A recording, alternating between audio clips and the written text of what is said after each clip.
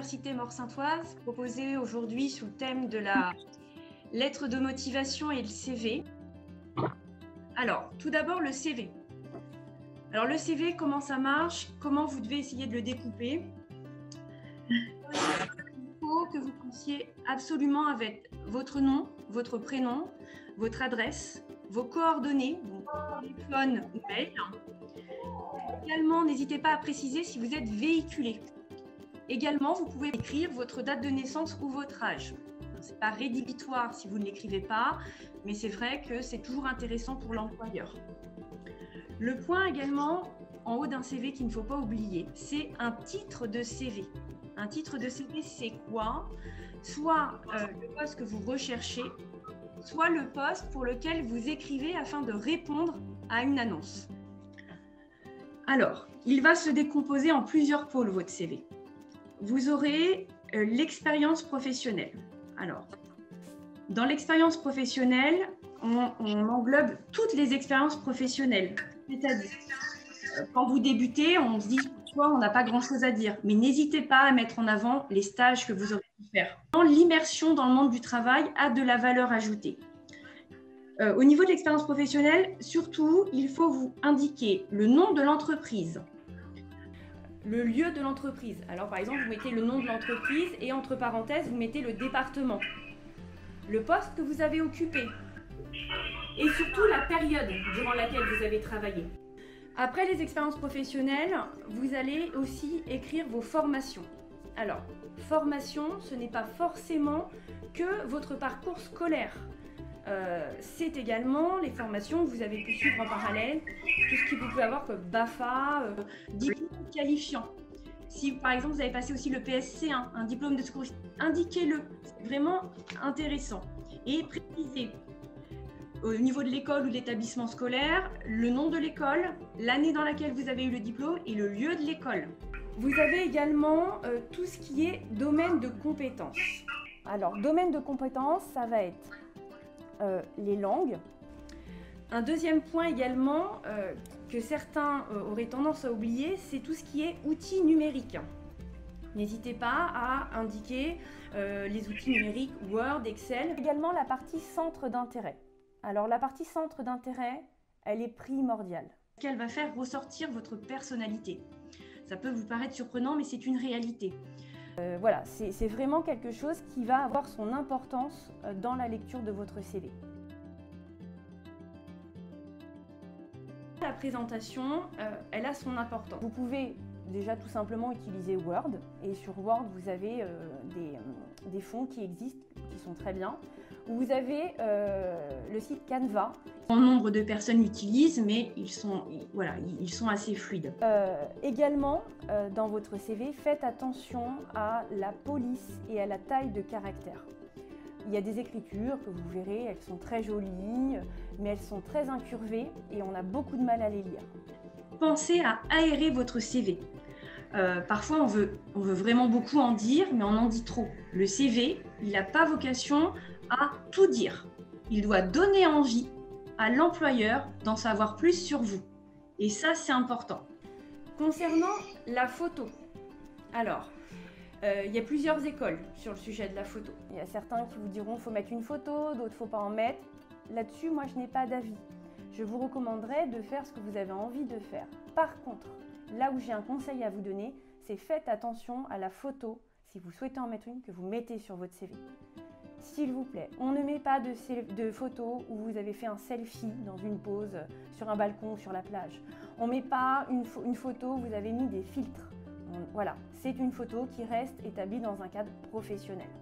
Une des recommandations aussi qui est importante, c'est faites en sorte que votre CV ne fasse qu'une page. Ça ne sert à rien de faire des CV trop longs, déjà parce qu'on ne va pas forcément les lire. Et voilà, une page, ça suffit. Que vous ayez 18 ans, 25 ans, 30 ans, faites un CV d'une page, c'est possible, sans problème. Et vous en direz suffisamment pour attirer un employeur. Au niveau de tout ce qui est chronologie, dans le contenu de votre CV, vous faites toujours de votre dernière expérience à votre première expérience. n'oubliez pas d'y indiquer votre nom, votre prénom, votre adresse. Voilà, vous prenez les coordonnées que vous avez mis votre CV et vous mettez vos coordonnées en haut à gauche. Vous indiquez également sur une lettre de motivation le destinataire. Alors là, on va vous demander d'être précis dans le destinataire si vous avez des précisions. Donc, essayez de vous renseigner s'il y a un destinataire précis de votre lettre de motivation. N'hésitez pas à utiliser Internet, à aller sur le site de la collectivité ou de l'entreprise dans laquelle vous postulez pour personnaliser votre lettre de motivation. Pareil, dans une lettre de motivation, on ne dit jamais bonjour. Vous commencez toujours une lettre de motivation par Madame X ou Monsieur Y. Voilà, là vous ne mettez pas bonjour. Et vous n'oubliez pas la date. La date, point très important. Si vous candidatez à une offre ou en candidature spontanée et que vous avez fait votre courrier depuis à peu près un mois, que vous n'avez pas eu le temps de l'envoyer, que vous avez fait autre chose et que dans la précipitation vous l'envoyez, bah là c'est pareil, c'est un peu moyen. L'employeur il va recevoir votre courrier, ça se trouve l'offre effectivement est en ligne déjà depuis 2 mois. Là il y a un décalage entre la date à laquelle vous envoyez et la date à laquelle vous souhaitez postuler. Faites attention, réactualisez bien la date. On le dit parfois, selon les études que l'on poursuit, on fait toujours un plan avant d'écrire le contenu d'un plan. Et bien une lettre de motivation, c'est pareil. 2 options possibles sur l'entrée en matière d'une lettre de motivation. Soit vous répondez à une annonce. Soit c'est une candidature spontanée et auquel cas vous n'allez pas faire la même entrée en matière, mais vous pouvez commencer votre lettre de motivation en disant actuellement à la recherche de, et là vous mettez l'emploi et vous vous décrivez en quelques lignes. L'objectif de la lettre de motivation, c'est quoi? C'est, je dirais, intéresser l'employeur, intéresser le recruteur à vous en fait, à vous, à qui vous êtes, à ce que vous recherchez, et puis pourquoi vous plutôt qu'une autre personne.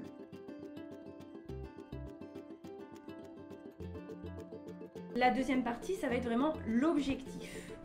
Montrer que vous vous êtes intéressé à l'entreprise dans laquelle vous candidatez. N'hésitez pas à écrire quelques mots sur l'activité de l'entreprise. Déjà parce que ça voudra dire que vous êtes renseigné et ça permettra de personnaliser votre lettre de motivation au poste sur lequel vous candidatez. N'hésitez pas à personnaliser le courrier par rapport à ce qui a retenu votre attention. Dans la foulée de la phrase qui va un petit peu introduire l'entreprise, c'est à ce moment-là que vous allez vous approprier en fait les valeurs de l'entreprise et que vous allez essayer de créer un parallèle avec vous, votre personnalité. L'idée, c'est de montrer que vous êtes motivé et que ça correspond à votre objectif professionnel. Parce que c'est à ce moment-là que vous devez parler de vous et de vos objectifs professionnels. Une lettre de motivation, vous ne devez pas dire que l'entreprise ou que la collectivité doit vous embaucher parce que vous souhaitez apprendre. Certes, vous allez apprendre, mais on apprend à l'école. Vous, aujourd'hui, vous voulez pratiquer et vous voulez travailler. Et là, la différence, elle est là. Vous voulez faire en sorte que ce que vous avez appris à l'école, vous puissiez offrir vos services et votre savoir-faire à l'entreprise. Surtout, il faut y croire et ne pas vous dévaloriser. Voilà. Qu'est-ce qui vous passionne? Qu'est-ce qui vous intéresse vraiment? N'hésitez pas à rechercher du vocabulaire. Là aussi, c'est important. Voilà, pour essayer d'apporter un petit peu de contenu dans votre courrier. Maintenant, c'est pas parce que je vous encourage à essayer d'apporter, du vocabulaire qu'il faut que vous partiez dans des phrases qui soient beaucoup trop longues. Des phrases qui font 3 lignes sans ponctuation, c'est pas intéressant. N'hésitez pas à mettre des virgules, amener de la ponctuation. Ne cherchez pas à perdre l'employeur dans un descriptif qui soit trop complet et qui soit un peu lourd.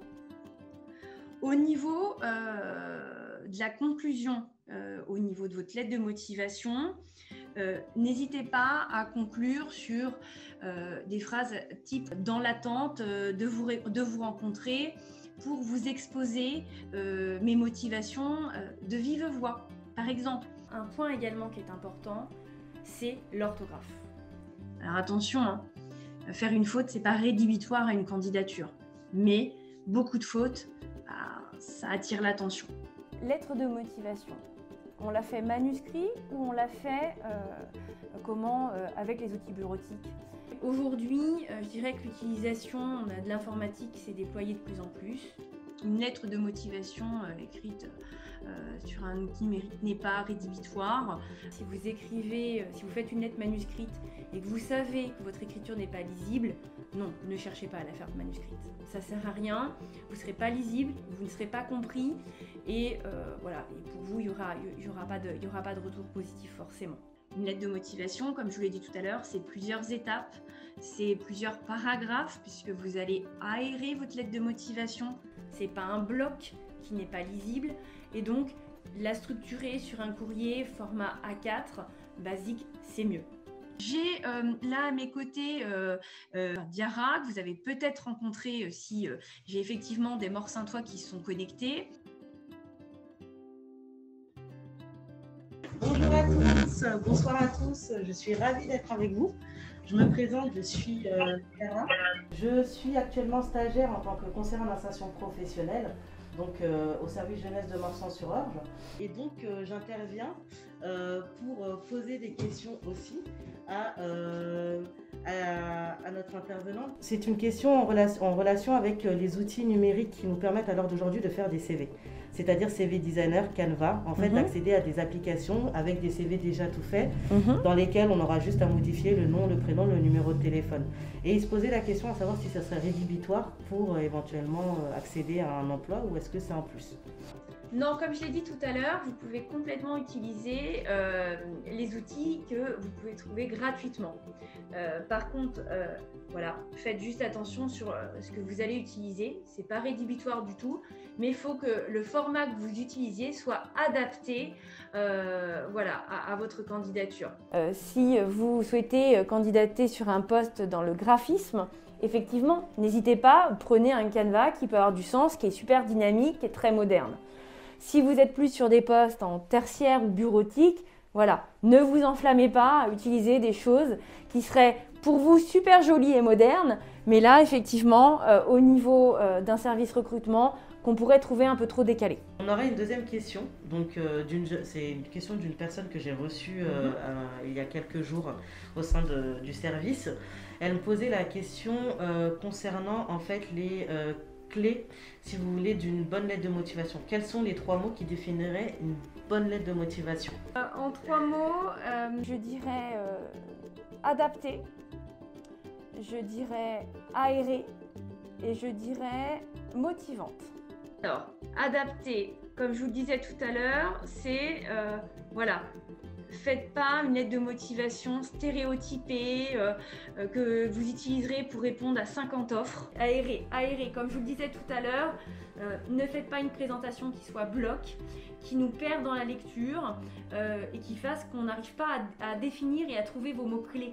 Et motiver, comme je vous le disais tout à l'heure, essayez de trouver des petits mots qui fassent la différence, mais surtout, comme je vous l'ai dit et je le répète, on ne vient pas apprendre dans une lettre de motivation, on vient pratiquer et travailler. Je rejoins ce qu'elle dit dans le sens où j'ai été en service recrutement dans la restauration rapide, excusez-moi, et effectivement, une lettre qui n'est pas aérée, honnêtement, on voit un bloc comme ça donne même pas envie de la lire. Donc faites un effort à essayer d'aérer. Aérer ne veut pas dire ne rien mettre dans sa lettre non plus. Il faut nuancer. Aérer, c'est poser les mots, les bons mots et les bonnes phrases au bon moment. Faire attention aussi au choix des mots et utiliser des mots à consonance, on va dire, professionnelle. Par exemple, au lieu de mettre job d'été, vous pouvez mettre emploi saisonnier. Un autre point aussi sur lequel je voulais apporter une petite précision, outre la notion de CV et lettre de motivation, c'est une fois que vous avez attiré l'attention de l'employeur ou de la personne qui va recruter, on va vous appeler sur le numéro de portable que vous avez laissé et on va tomber parfois sur votre répondeur. Je peux vous assurer que je tombe parfois sur des répondeurs, comme je dirais vraiment, moi de façon assez familière, assez magique sur les messages. Sachez que là, ça peut être vraiment rédhibitoire. Au niveau professionnel, s'il vous plaît, soyez vigilants. Et je voudrais juste rebondir là-dessus. Pareil pour l'email, essayez d'avoir un email professionnel et pas des emails type mini, pouce, petit canard. oiseau rouge. Enfin, essayez d'avoir un email si vous voulez personnel, mais aussi créer un email professionnel. C'est l'image en fait, c'est l'image que vous renvoyez. L'adresse mail figure, hein, comme je vous le rappelle, sur votre CV. Effectivement, si vous avez, comme le dit Diarra, une adresse mail assez atypique, voilà. Alors oui, si vous candidatez sur un emploi saisonnier, on n'a pas de souci, on ne va pas s'arrêter à ce détail. Mais faites attention. Voilà, l'intervention de ce soir, elle a pour but de vous préparer à tout. Peut-être qu'à la rentrée, certains d'entre vous chercheront un contrat en alternance, par exemple, ou un apprentissage, ou autre chose. Donc faites attention. Un CV, c'est aussi pas plus d'une page, évidemment. Vous ne faites pas une dissertation, vous ne rendez pas votre copie. Donc je ne vous demande pas de faire une introduction basée sur une problématique où vous annoncez un plan. Pas du tout. On reste sur des choses qui soient quand même assez synthétiques. En général, on va dire que bien proportionné, vous allez avoir une lettre de motivation, vous avez à peu près un premier tiers qui va être consacré à l'identification, nom, prénom, voilà, destinataire, la date. Et après, vous allez vraiment arriver en haut et là sur les 2 tiers, vous avez le cœur de votre lettre et la signature en bas sur la fin. Et puis il faut que vous ayez quelque chose à dire à l'entretien. Donc si vous mettez tout sur la lettre de motivation, c'est clair que après il n'y a pas de mystère. Vous faites une lettre de motivation également, juste pour préciser. Si, comme je vous l'ai dit tout à l'heure, vous vous sentez brillant et très inspiré et que vous la faites d'un trait sur votre clavier, pas de problème, au contraire. Mais bon, vous la faites, vous attendez un peu, vous relisez. La relecture peut permettre déjà de noter peut-être quelques incohérences de phrases qui sont peut-être un peu lourdes ou voilà, d'essayer des erreurs de corriger. Etc. Voilà. Éviter les que, les qui, c'est trop lourd et ça voilà, c'est pas terrible dans une lettre de motivation. Qu'est-ce qui est peut-être rédhibitoire en entretien? Eh bien écoutez, c'est une excellente question. Vous allez avoir les clés pour l'entretien. Parce qu'effectivement, vous avez l'entretien avec les conseils qu'on vous a fournis ce soir, hein, on est sûr. Là où on va vous aider également, parce que la commune est là pour ça et le service jeunesse va s'employer à vous accompagner, il va y avoir une série de tutos qui va être diffusée quotidiennement. À partir du 7 juin, excusez-moi, tous les jours, vous allez avoir un tuto. Un tuto qui sera sur la chaîne YouTube de la commune et sur Insta. D'ailleurs, n'hésitez pas, hein, le Insta de la ville, il faut y aller. Et le tuto, il va être un petit peu les petites astuces des entretiens. En termes d'attitude, en termes de tenue vestimentaire, en termes de langage.